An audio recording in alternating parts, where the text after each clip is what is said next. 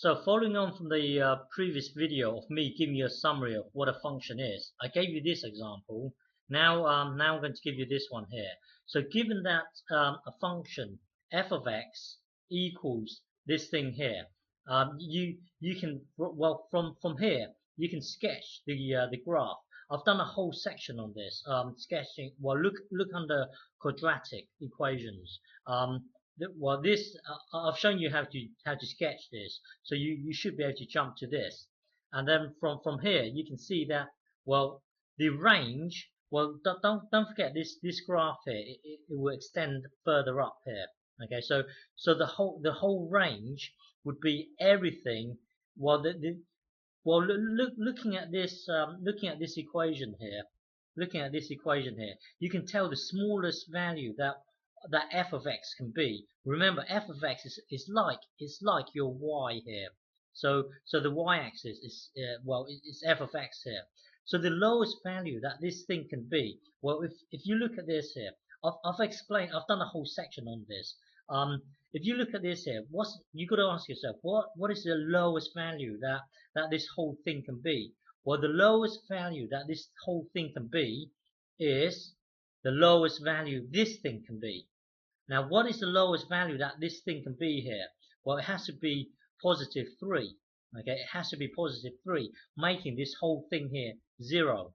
If you make this thing here 0, when you square it, it will be 0. So the lowest possible value that this thing can be is when you make it 0. Even if you put, let's say, a -7 in here, if you put -7 in here, then -7 minus 3, that will be -10, and then when you come to square it, it will be positive 100. So you see, even if you put a -10 in there, it won't be the lowest. The lowest would be when you put 3 into this thing here. So when you put 3 into when you put 3 into this thing here, then this would be its lowest point. Okay. Well, the range in this case, don't forget the range is like what's the range is you would the x-axis is like your domain. So you put, let's say, this value here. Let's call it b. You put b into this thing here, and then it will take you to here, and then it falls. You see this value here, f of x here, or you can imagine it as being your y. Your f of x here falls within the range, and the range is everything. Well, the range in this case, because we can include the 7, the range here, this here should be -7 here. The range here is -7, and remember this, you need the square bracket here, because it's saying that the square bracket indicates that it can include the -7 itself. Okay, it can include the -7 itself, and this curly bracket here, the curved bracket here indicates that it has to be strictly smaller than. This here indicates that it's strictly smaller than. This one can be equal to or in this case it could be equal to or greater than -7. So this here you can have it as equal to. This one here has to be strictly. Okay, so the range in this case is -7 and less than infinity. Infinity is a concept; it's not a number. That's why you have to have this. You can't have a square bracket on the infinity, because you can't have it as equal to infinity. Because just imagine that infinity is not a place, it's not a number, it's not where you can be at. Okay, so given this function here, you can visualize this inside your mind. And another way to think about a function is like this.